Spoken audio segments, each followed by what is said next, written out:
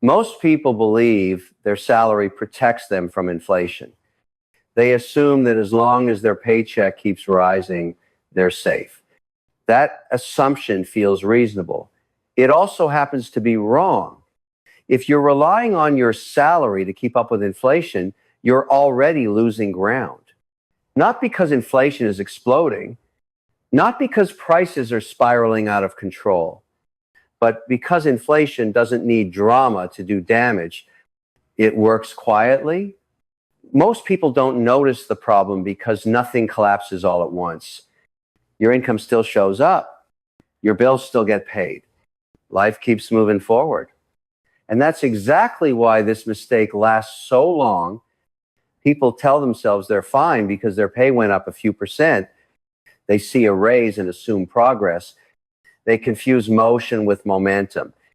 But here's the uncomfortable truth. Most people never stop to examine. A higher salary does not automatically mean a better financial position. Inflation doesn't ask for permission. It doesn't wait for your annual review. It doesn't care what your employer promised you last year. Prices adjust continuously. Your salary adjusts occasionally if you're lucky. That gap matters more than most people realize. And before you default to the usual explanations, let's clear something up. This isn't about not earning enough. It's not about the economy being unfair. It's not about needing a better job or working harder. Plenty of people with solid incomes are falling behind without noticing, not because they're irresponsible, but because they're measuring safety the wrong way. Here's the principle that changes how you see this entire problem. Income growth and purchasing power are not the same thing.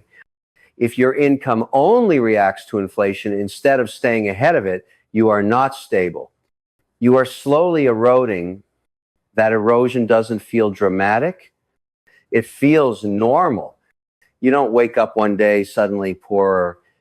You just realize years later that the same life costs more, savings feel tighter, and long-term plans quietly shrink. And by the time most people recognize what's happening, the damage isn't theoretical anymore. It's baked into their lifestyle. This is why relying on salary alone has become one of the most dangerous assumptions middle-class workers make. Not because salary is useless, but because it creates a false sense of protection. In the next part, we're going to break down exactly how inflation outruns paychecks by design and why even reasonable raises fail to stop it. Because once you see the mechanism clearly, it becomes impossible to unsee it. And that's when the real discomfort begins. At this point, most people fall back on the same assumption.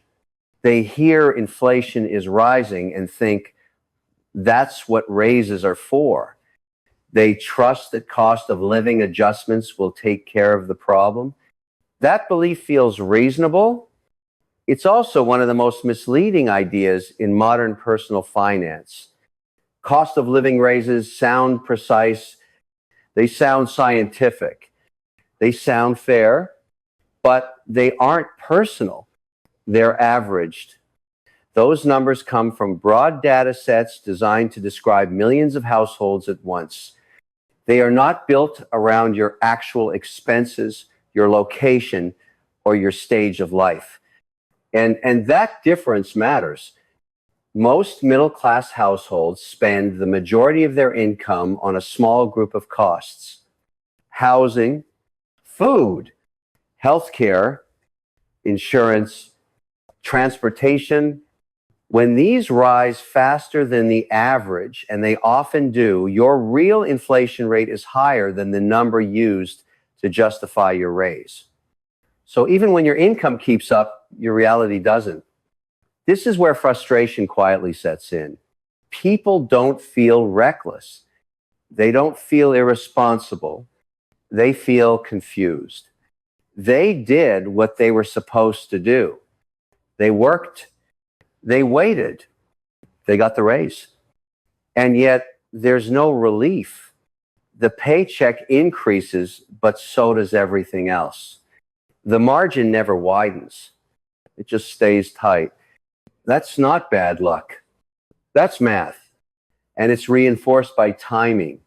Most cost of living adjustments arrive after the damage has already happened. Prices go up first. Your income responds later. By the time the adjustment shows up, it's compensating for past loss, not preventing future erosion. That distinction is subtle, and it's where most people lose years without realizing it. There's another layer most people don't see. Cost of living adjustments are designed to maintain productivity, not prosperity. They exist to keep workers functioning, not to help them build distance from rising costs. They're meant to stabilize behavior, not outcomes, which is why they often feel just barely sufficient, enough to avoid panic, not enough to create security. This creates a dangerous psychological loop. People believe the system is working because nothing is breaking. Bills get paid, life continues. But the system isn't helping them move forward. It's helping them stay in place. And staying in place during inflation is the same as moving backward. The illusion persists because the changes are incremental. Each adjustment feels small. Each compromise feels temporary. Until one day, the accumulation becomes visible, savings rates shrink, flexibility disappears, retirement projections quietly downgrade. And the response is usually the same: work a little longer, spend a little less, hope things stabilize.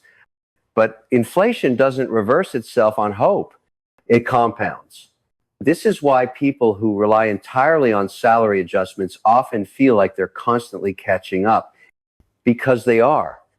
They're chasing a moving target with delayed information and average tools. And average tools don't protect individual outcomes. Understanding this doesn't require panic. It requires clarity. Cost of living raises are not a shield. They are a patch. They slow the bleeding, but they don't stop it. And the longer someone mistakes that patch for protection, the longer they postpone decisions that actually change their trajectory. That's why this illusion is so persistent and so expensive. In the next part, we're going to look at who feels this pressure first and hardest, and why salaried, middle-class households tend to absorb inflation before anyone else even notices. Because this problem doesn't hit everyone at the same time. And timing, more than income, determines who feels pain and who feels prepared. Inflation doesn't hit everyone at the same time. It never has. Some people feel it immediately. Others don't notice until much later. And the group that absorbs the pressure first is almost always the same. Middle class, salaried households, not because they earn the least, not because they're careless, but because they sit in the most exposed position. Their income is fixed, their expenses are not. That single imbalance explains almost everything. Hourly workers can adjust hours. Business owners can raise prices. Asset holders benefit as values inflate. Salaried workers can't do any of that. They wake up with the same paycheck while the cost of living quietly recalibrates around them. Rent adjusts when leases renew. Property taxes rise. Insurance premiums reset. Groceries creep higher.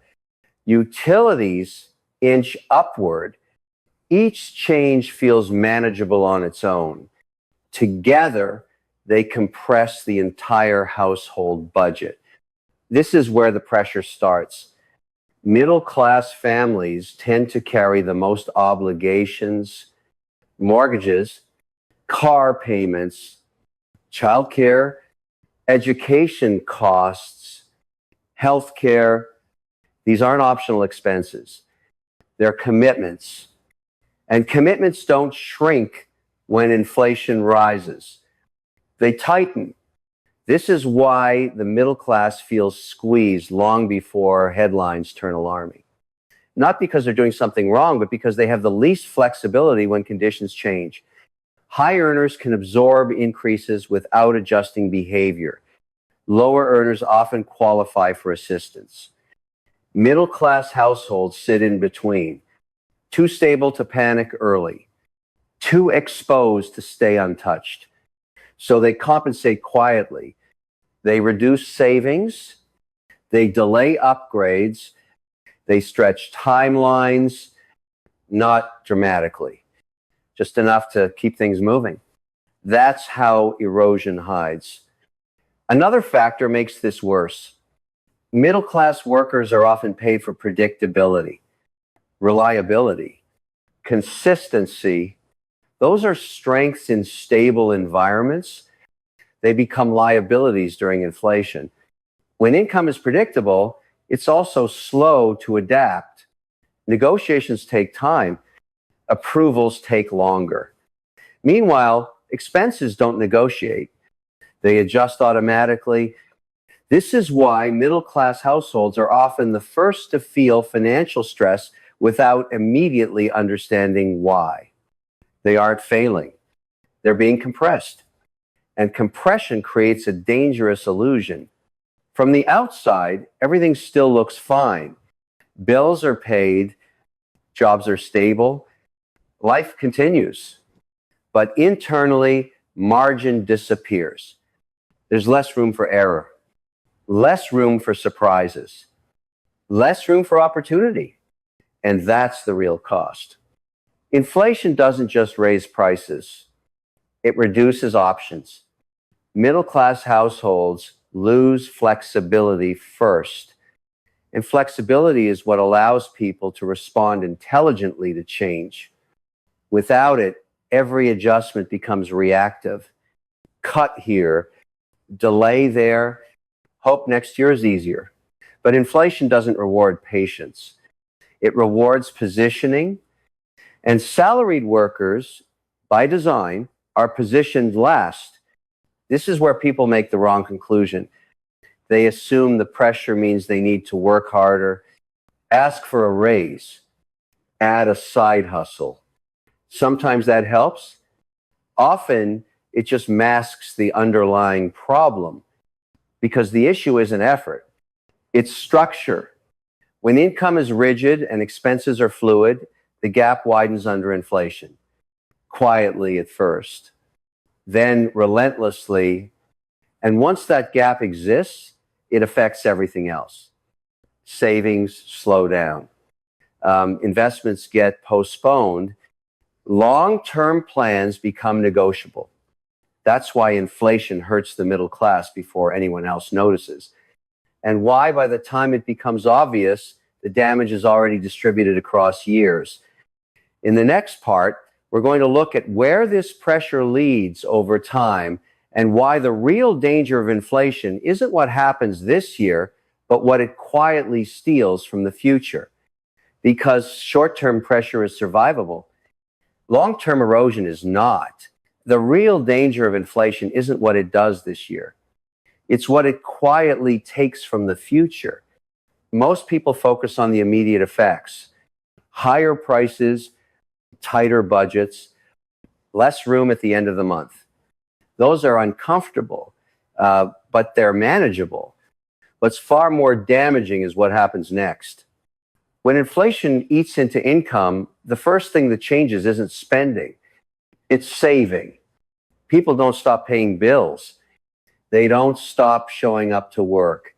They stop putting money aside. Not all at once, just a little less each month.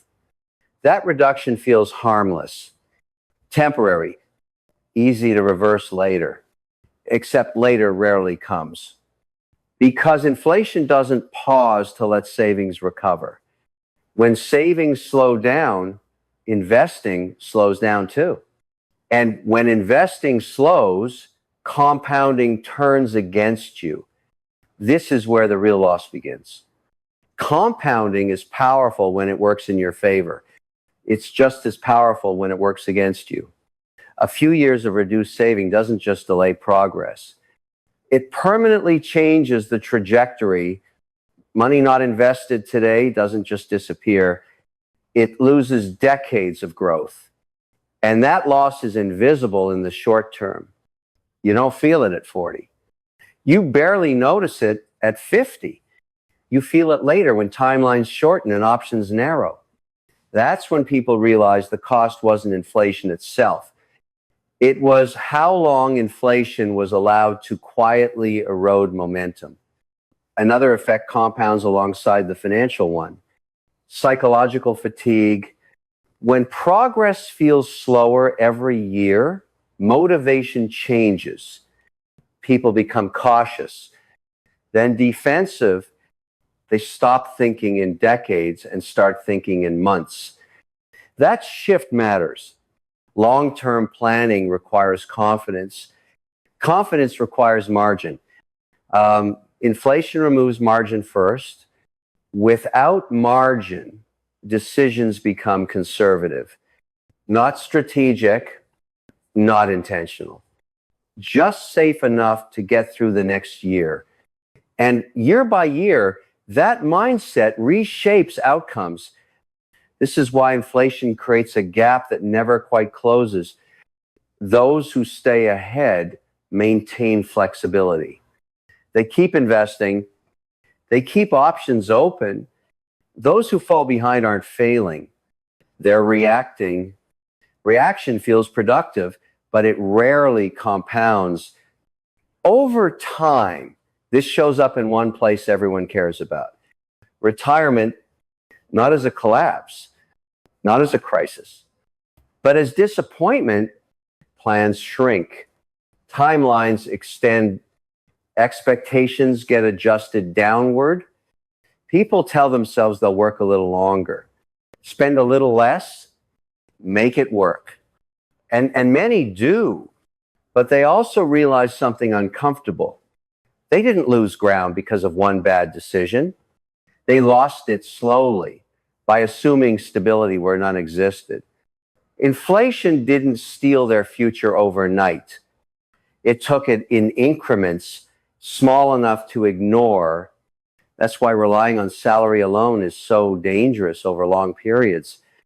Not because it fails immediately, but because it fails quietly. And quiet failures are the hardest to correct. By the time most people recognize the cumulative effect, the window for easy adjustment has passed. Not closed, but narrowed, which is why understanding this early matters more than reacting later. In the next part, we're going to shift perspective, not toward tactics or quick fixes, but toward how people who recognize this problem early think differently about safety, stability, and progress. Because the difference isn't income level, it's awareness, and awareness changes how decisions compound over time. For most people, the turning point doesn't come from a crisis. It comes from a quiet realization. Nothing breaks, nothing collapses, but something stops adding up. That's usually when people start asking the wrong question. They ask how to earn more. The more important question is how safety is being measured in the first place. For a long time, salary feels like stability. It's predictable. It arrives on schedule. It creates routine. And routine feels like control. But predictability is not the same as protection. Once that distinction becomes clear, priorities shift. Instead of asking whether income is rising, the focus moves to whether distance from inflation is increasing. Whether flexibility is expanding or shrinking, whether options are being created or quietly removed. That shift doesn't require dramatic changes. It requires different metrics. People who recognize this early stop using raises as confirmation that everything is fine. They treat raises as maintenance, not progress. They stop assuming stability and start testing it, not with panic, with awareness. This is where most people misunderstand authority in financial thinking. It's not about having the perfect strategy or predicting the future. It's about understanding what forces are structural and what forces are temporary. Inflation is structural. Salary is reactive. Once that reality is accepted, decisions become calmer, not more aggressive. There's less urgency to chase, less need to impress, less temptation to confuse motion with momentum. People who adjust their perspective early tend to make fewer emotional decisions later, not because they're smarter, but because they're measuring the right risks. They understand that stability isn't something you feel, it's something you maintain. And maintenance requires attention, not optimism.